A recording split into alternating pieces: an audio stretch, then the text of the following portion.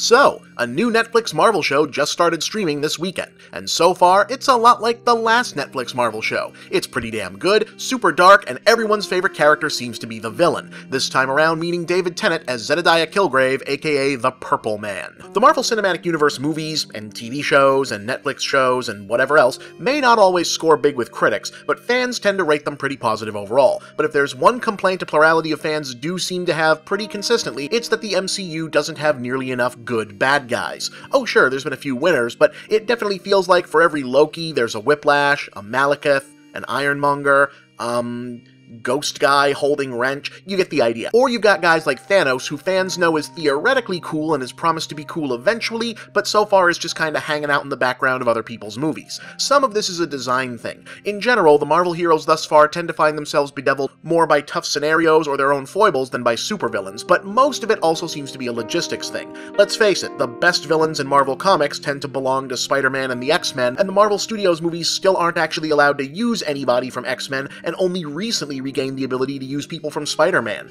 But I think this perception is actually a little bit unfair still, so I've dredged the ranks of the entire Marvel Cinematic Universe continuity, that would mean all the individual movies, the DVD one-shots, Agents of S.H.I.E.L.D., Agent Carter, and Daredevil, just so we're clear, to pick out the best of the lot. At least as far as I'm concerned, since, it's my show. Anyway. Okay, so maybe his ultimate bad guy plan wasn't the most novel or interesting thing in these movies so far, and he didn't really advance the broader metaplot all that much, but as a character, Ultron was cool. James Spader was clearly having a ball playing him, the whole pissed-off robot with confused daddy issues shtick was unnerving, and it's always fun to throw in a baddie who's literally a one-man army.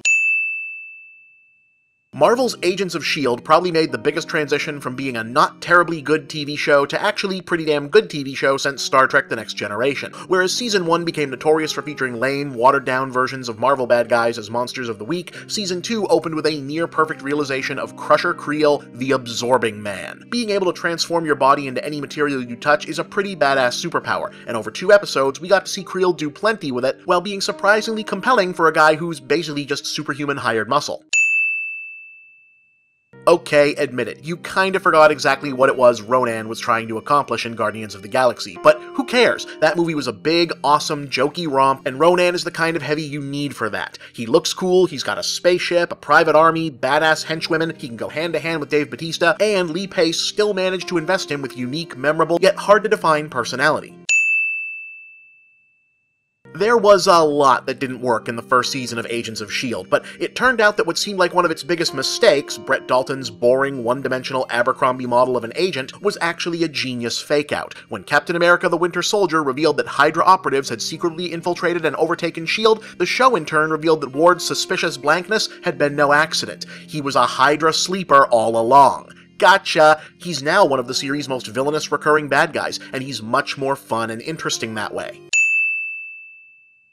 Oh, will you get over it? The Mandarin of the comics was way too close to a racist caricature to work in a 21st century movie, and this was a great twist and a fine solution to that problem that gave us 2 great Ben Kingsley performances for the price of 1. This dude was awesome when we thought he was a bad guy, and he was a riot when we found out what was really going on.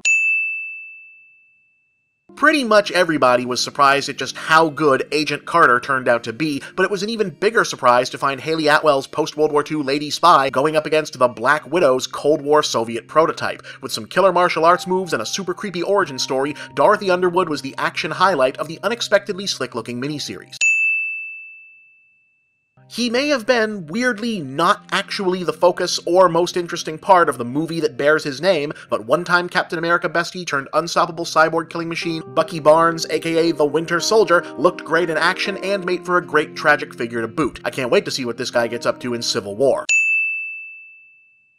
Agents of S.H.I.E.L.D. Season 2 actually had a ton of great villains, but the series MVP so far was the legendarily hammy Kyle MacLachlan as the first ever live-action incarnation of Calvin Zabo, aka the Marvel Universe Mr. Hyde. A sympathetic psychopath driven by extreme emotional damage and powered by chemically induced superhuman strength with shocking connections to Season 2's other prominent heroes and villains, Cal was an over-the-top wildcard and a grand showcase for MacLachlan's famously go-for-broke overacting, but also a complex character with real depth, a high point for a humble network show that quietly became one of the most bizarre corners of its own universe.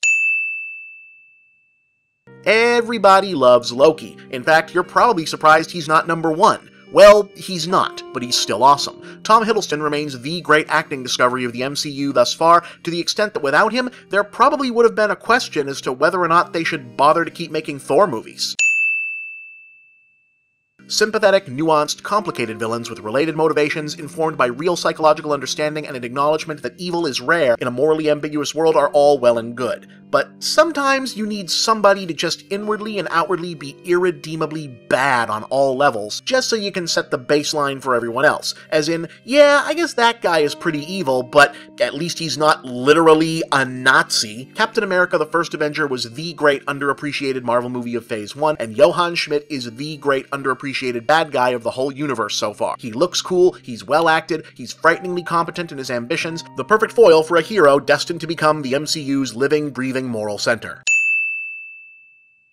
Well, who else was it gonna be? Shut up.